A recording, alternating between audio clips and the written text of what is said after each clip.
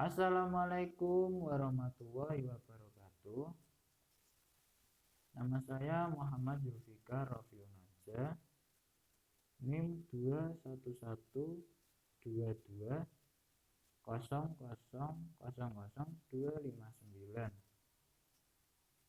Teknik Elektro, Universitas Nahdlatul Ulama Jepara. Di sini saya akan mempresentasikan materi praktikum pengukuran besaran listrik. Di sini ada multimeter.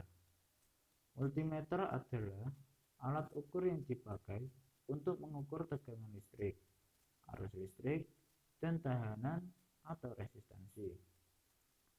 Itu adalah pengertian multimeter secara umum. Sedangkan pada perkembangannya, multimeter masih bisa digunakan untuk beberapa fungsi seperti mengukur temperatur, induktansi, frekuensi, dan sebagainya. Ada juga orang yang menyebut multimeter dengan sebutan A voltmeter. Mungkin maksudnya A ampere, V volt, dan O ohm. Multimeter sangat penting fungsinya dalam setiap pekerjaan elektronika karena dapat membantu menyelesaikan pekerjaan dengan mudah dan cepat. Tetapi sebelum menggunakannya, pemakai harus mengenal terlebih dahulu jenis-jenis multimeter dan bagaimana cara menggunakannya agar tidak terjadi kesalahan dalam pemakaiannya dan akan menyebabkan rusaknya multimeter tersebut.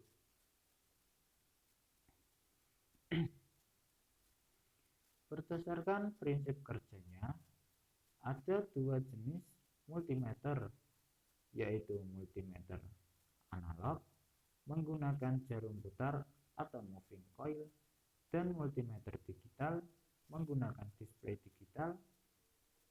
Kedua jenis ini tentu saja berbeda satu dengan lainnya, tetapi ada beberapa kesamaan dalam hal operasionalnya. Misal, sumber tenaga yang dibutuhkan berupa baterai TC dan probe atau kabel penyidik warna merah dan hitam. Multimeter analog.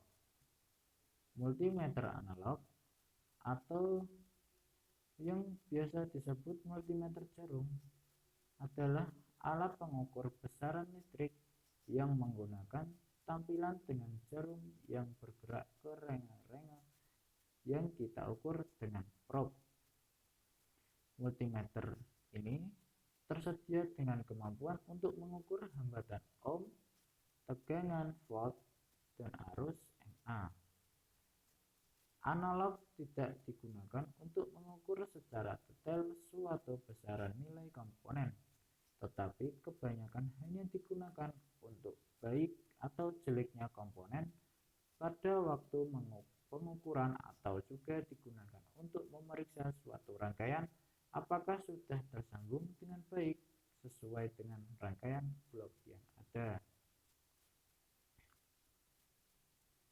Untuk mengetahui bagian-bagian pada multimeter analog dapat dilihat pada gambar 2.1, yaitu gambar di bawah ini.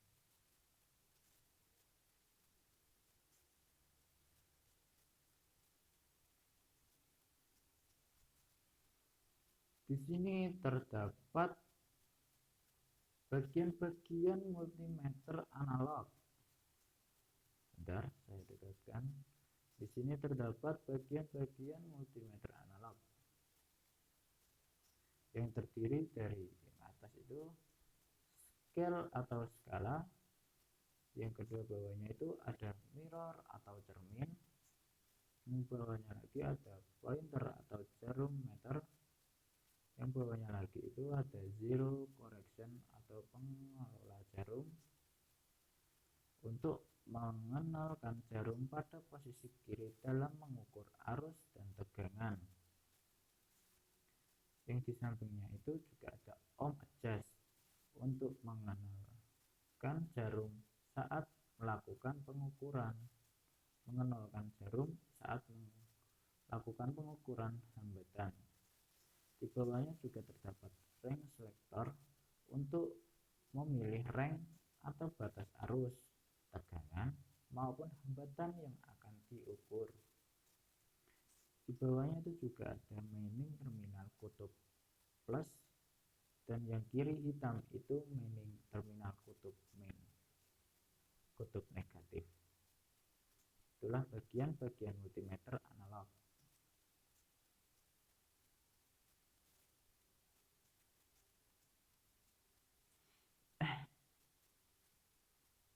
Dari gambar di atas dapat terlihat panel terminal dan fasilitas yang dimiliki multimeter, yaitu 1.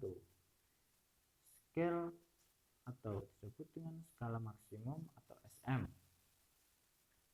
Skala maksimum atau SM merupakan batas nilai tertinggi pada panel. Yang terlihat pada gambar tersebut ada skala multimeter. Inilah adalah yang dinamakan skala multimeter.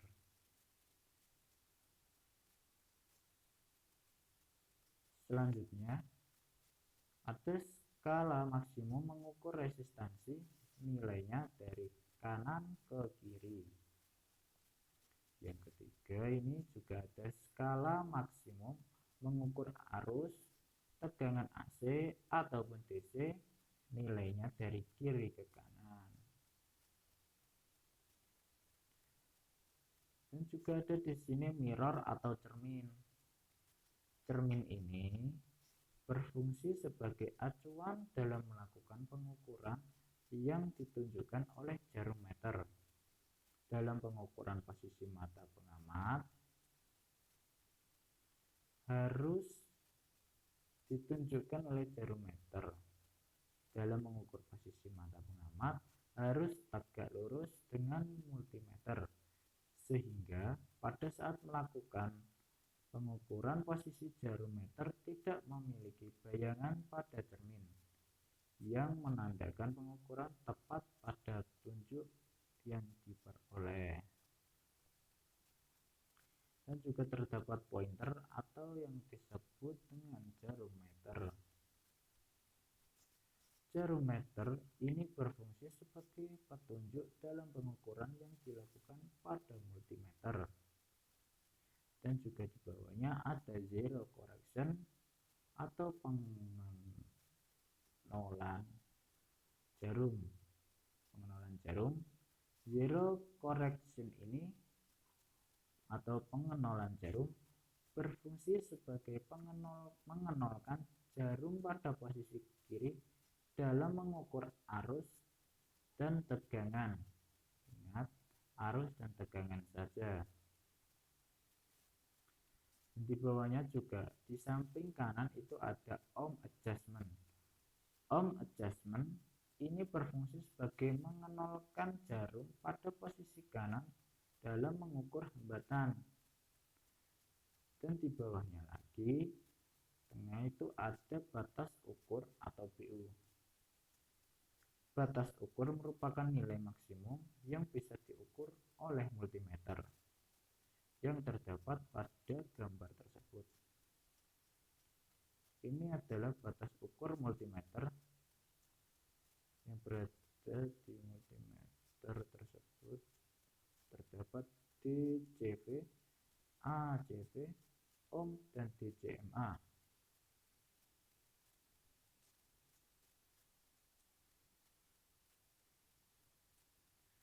Nomor 1 paling kiri atas merupakan block selector DC volt. Yang kedua paling kiri atas merupakan block selector AC volt. Yang ketiga bawah kanan tertulis satuan ohm untuk mengukur resistansi. Yang keempat kiri bawah tertulis DCMA yang digunakan untuk mengukur arus DC. 1. Range selector berfungsi untuk memilih atau range batasan arus, tegangan maupun hambatan yang akan diukur. 2. Measuring terminal atau probe plus atau main negatif. Measuring Terminal atau yang bisa disebut probe ini merupakan konektor yang menghubungkan multimeter dengan apa yang mau diukur. Probe ini terdiri dari probe positif yang berwarna merah untuk kutub positif dan probe negatif yang berwarna hitam. Sebelum melakukan pengukuran menggunakan multimeter, maka dilakukan kalibrasi. Kalibrasi adalah serangkaian kegiatan yang membentuk hubungan antara nilai yang ditunjukkan oleh instrumen ukur atau sistem pengukuran atau nilai yang diwakili oleh bahan ukur dengan nilai-nilai sudah diketahui berkaitan dari besaran yang diukur dalam kondisi tertentu.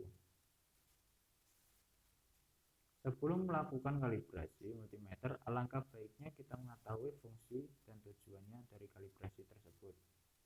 Apa sih fungsi dari tujuannya?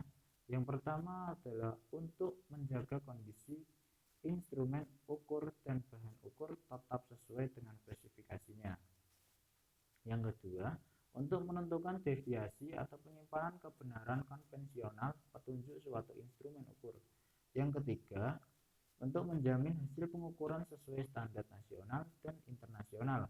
Yang keempat, untuk memilih tingkat ketelitian alat ukur dibanding dengan alat ukur standar. Yang kelima, untuk mempresisikan alat ukur dan memperkecil error. Berikut adalah langkah-langkah dalam kalibrasi. Yang pertama, jarum penunjuk meter diperiksa apakah sudah tepat pada angka 0. Yang kedua, jika belum putar, skru pengatur kedudukan jarum penunjuk meter ke kiri atau ke kanan dengan menggunakan obeng pipih atau obeng main kecil. Yang ketiga, pasang probe pada konektor plus dan negatif. Yang keempat, putar ring selektor switch ke skala ohmmeter. Yang kelima, tempelkan probe ke probe plus ke probe negatif agar terjadi short circuit. Yang keenam, pastikan jarum penunjuk sudah mengaruhi ke 0 pada skala ohmmeter atau tidak. Jika belum, maka putar zero adjustment agar jarum menuju ke 0. Itulah materi yang bisa saya berikan. Kurang lebihnya mohon maaf. Terima kasih. Wassalamualaikum warahmatullahi wabarakatuh.